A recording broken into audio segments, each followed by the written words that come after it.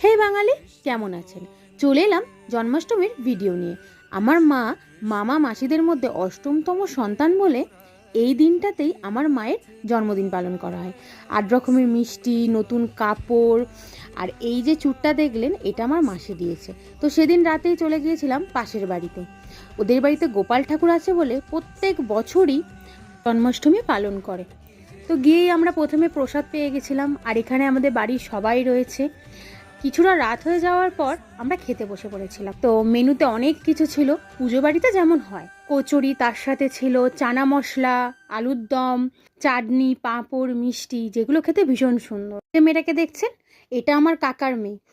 এই আমাদের বেশিরভাগ ভিডিও করে দেয়, বলতে গেলে এটাই আমাদের ক্যামেরাম্যান। এত যে আপনারা সুন্দর সুন্দর ভিডিও দেখতে পান এর জন্যই। যদি ভিডিওটা ভালো লাগে তাহলে অবশ্যই একটা লাইক, শেয়ার, কমেন্ট করে জানাবেন।